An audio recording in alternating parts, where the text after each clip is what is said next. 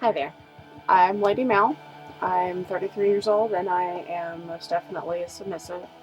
Um, like I said in my post, I was thinking about doing a finishing school, but I think in today's day and age, utilizing the internet would probably be a little better. I can use webcams to make a video blog.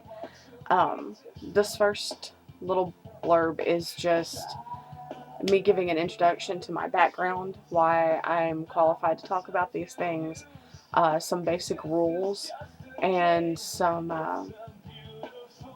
some good advice for newbies and experienced submissives and dominants both. Um, I started in the scene when I was 20. I will admit that I got into it for all the wrong reasons: low self esteem, uh, I was afraid of being alone, and I wanted attention, and I was willing to do it, to do anything to get what I wanted. I was in several abusive relationships. I almost completely quit the scene because of what one, he was not a dominant. He was a guy with low self esteem who wanted to exert himself over someone else. Um, the things he did to me didn't,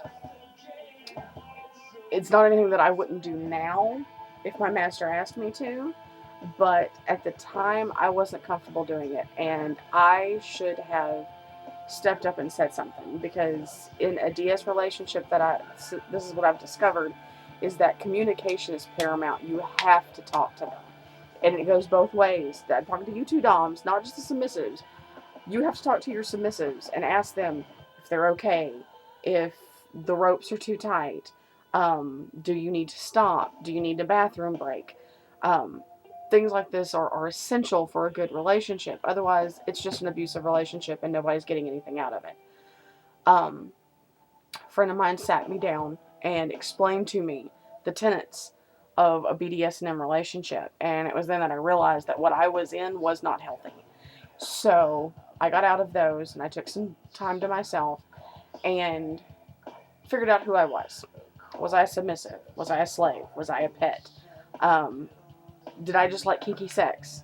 Or did I really, really want to serve someone and take care of them? Which to me is what differentiates between a submissive or slave or pet and a girl that might just like kinky sex. Slap on the ass, tug on the hair, maybe a couple of bites. Um, I have a few basic rules that I follow. Like if you read my post on FetLife, um, be quiet. Just stop and listen. When your dominant is talking to you, pay attention. Listen to what they have to say. 9 times out of 10, they have your best interests at heart. Um, and likewise, if they're doing something you don't like, tell them to stop. Say, hey, this isn't cool. This is not what I want. Don't ever be afraid to talk to them. Because as long as you don't say, hey, asshole, don't do that. As long as you say, master or mistress, this isn't, I'm not comfortable with this. Can we talk about this? Most of the time they will listen, unless, of course, you're doing it to be a brat and then you get whatever, you have to pay the consequences for that. But, and in the same vein, if they talk to you about something about their life, something about your life, something that doesn't need to be repeated, don't freaking repeat it. They're your confidant. You're their confidant. If they tell you something, keep it to yourself. Don't go blab it to the whole world, because most of the time the whole world doesn't need to know. Um, Take pride in yourself. Be proud that you're a submissive, that you have a master or a mistress that takes care of you, that puts their time and effort into sculpting you into something different than what you were to begin with.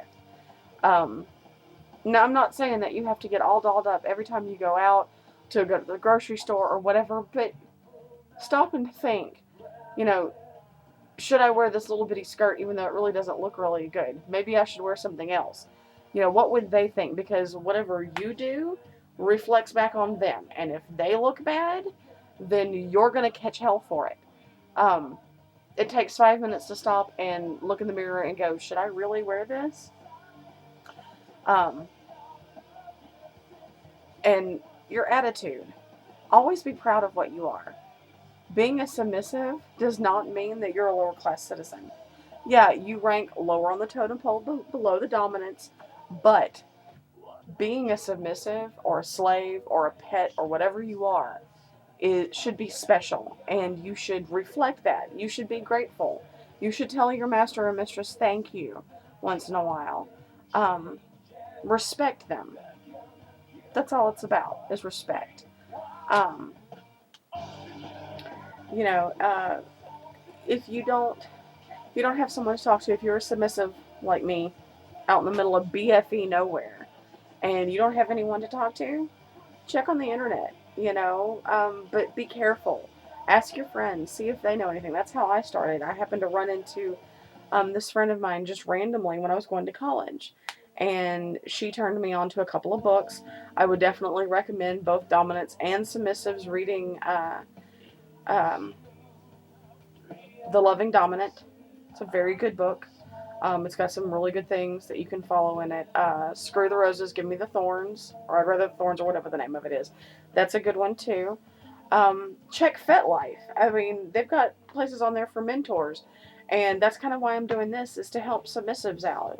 For maybe those that don't have anyone to talk to or are too embarrassed to talk to somebody, because, I mean, let's face it, people, submissive, BDSM, all of that, the kink, it's all really taboo. I mean, it's not as taboo as it used to be, but it's still taboo, especially if you live in the Bible Belt like me. Um, People just don't talk about sex. Um, Going back to my core rules, be honest about what you are. If you like pain, like me, I'm a pain slut. I like pain. I like to be cut, bit, pinched, clothespins, nipple clamps, clip clamps, floggers, paddles, you name it, I've done it.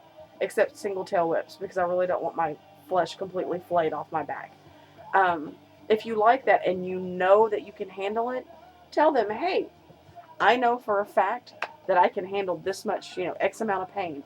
If you're not sure, talk to your dominant. Again, communication is paramount. If you tell them, Master, I would really like to try being hit with a flogger. Um, if your master or mistress doesn't know how to use a flogger, internet's a wonderful place to look. Also look for local groups. Of course, like in my area, they really don't have any that are in my age bracket, so to speak. They're all much older, but they can still be a good resource for you to go to and say, hey, I'm not really sure how to do this. And likewise, if your master or mistress decides that, hey, I'm going to take this riding crop after you, and you get 3 or 4 good looks in and decide that you don't like this, tell them. I mean, if you tell them, hey, I'm not enjoying this, usually they'll stop, unless they're in it for the wrong reasons, and then you need to leave that relationship. Um, Really, I'm just here to help out anyone who has questions. So please leave comments, leave me a message on FetLife. If there's something you want to know about, like specifically, if there's something you want to know about me and my relationship with my master, all you have to do is ask. I will be more than happy to give you what I know, what his opinion is. Um, yeah, that's really about it. Please leave your questions in the comments or whatnot, and I will get back to them just as soon as I can. If you have a topic that you'd like me to talk about on the next installation of this vlog, let me know. And no question is too taboo. I will answer anything. If it's too personal and my master says I can't answer it, I will answer it with, I'm sorry, my master says I can't answer that. But really, I'm pretty much an open book when it comes to this lifestyle. I don't really have much to hide, or really anything to hide, because I've pretty much done it all. Didn't like it all, but I've done it all, and so that way I have a base of reference. So you have a great day, and I will see you all later. Mwah. Bye.